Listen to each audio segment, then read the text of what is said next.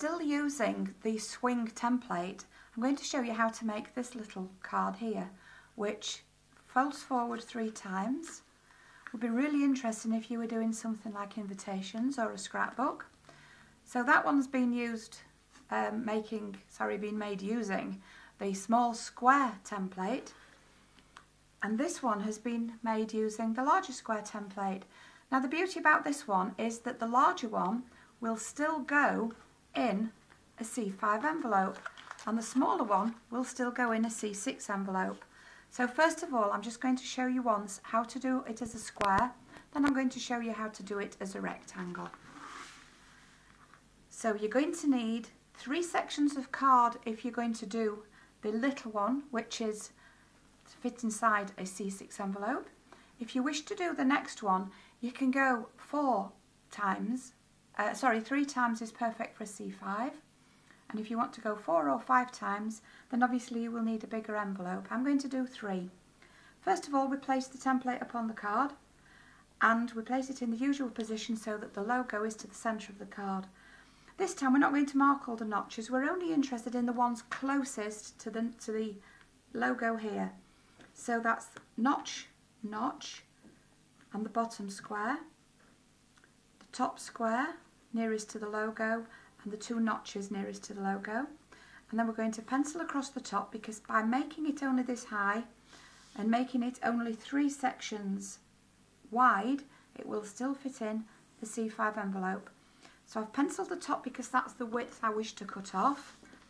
And then I'm going to take my scoring tool and I'm going to score down the edge next to the logo as we have done every other time, so that that's where we get our first fold. So I've cut one down to size earlier, which is here, and you can clearly see the marks. I'll go through those again with you. So the notches are the ones that are closest to the logo. So notch, notch, notch, notch, square angle, square angle. So we're only going to be cutting out half of this time. So if you start by putting your ruler on and remembering that we don't score all the way through, we start on the inner pencil line to the outer, the inner to the outer. So there's our score line. Then we take our knife and we're going to cut the half a square out. So I'm going to take it from my corner to my corner, and then I'm going to spin, making sure the width is right. I'm going to take it from this corner and I'm going to stop at the pencil and score line. And again, I'll turn it around so I can see it. I do cut better if I use my left hand. And then from the little notch to the corner. So there we have it. Now what we're going to do is, as we have done previously, this is our first fold here. And this time we only do the 1 fold. So as you see, it's not quite coming up to the section here. So then, if you imagine, you've done 2 more, and we're going to join them together. So there we have all 3 sections. So to tape it, you need to put tape on the reverse side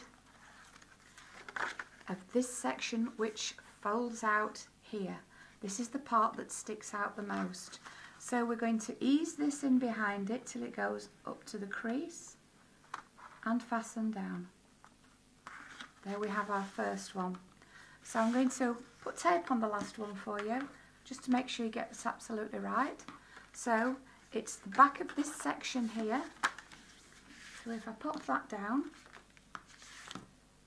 and I can pop the tape right up to the crease and right up to the edge. And what I tend to do is make sure it's down firmly. Sometimes I use the back of my scissors, and then I can slide my pricking tool or a knife in and easily get rid of the excess tape. So again, this part here is going to slip into here, like so. So pop it behind there and fold it firm. So there you have it. By doing it square to the height it is and doing it 3 times, that will go in a C5 envelope. I'm going to run through it once more, but this time I'm going to do it in a big one. And you're going to see how many more actual widths you could get on there if you wished. So here we have it again. This is 3 sections, and I'm going to do a 4th one for you and join it on, and you will see that we could actually put 5 and it would still fit in a C4 envelope. So we have another piece of white card, and this may just help you remember again how to make it so that you can elongate it and make rectangles, ovals and arches. So the template is onto the card, the logo nearest to the middle. The notches are going to be marked nearest to the logo and on the bottom there. Now this time I'm going to push it to the top of the card again, thereby elongating it into a rectangle. So notch, notch and corner. And again, it just makes life so much easier because it's so accurate if you do it while you're at this stage. Put my crease in. So now I need my knife, and once again, we're only doing half of this. So we're only doing sort of the corner to the corner that we've penciled on. And then from the corner to the notch. I do find that if you actually pencil and do all your embossed notches first with your scoring tool, it's easy to see on your card, especially if you're going to be using a darker coloured card. So there we are. Make sure we've got that. So once more, this is your first fold. Turn it over, push through, and that is your second fold. So then our tape needs to be fastened to this section here. So I'll just spin it round, put my 2 lengths of tape upon it. What I sometimes do, if you're using tape and a pricking tool, how I tend to do, is use the back of your scissors like that. It really firms down your tape and removes any air bubbles that you may have. It makes it so much easier to slide the tape off. So here we have our jumbo one. We've got 3 sections here. Turn this over, so again it's in the right order. We can see where we're putting it. And we're going to slide it behind here.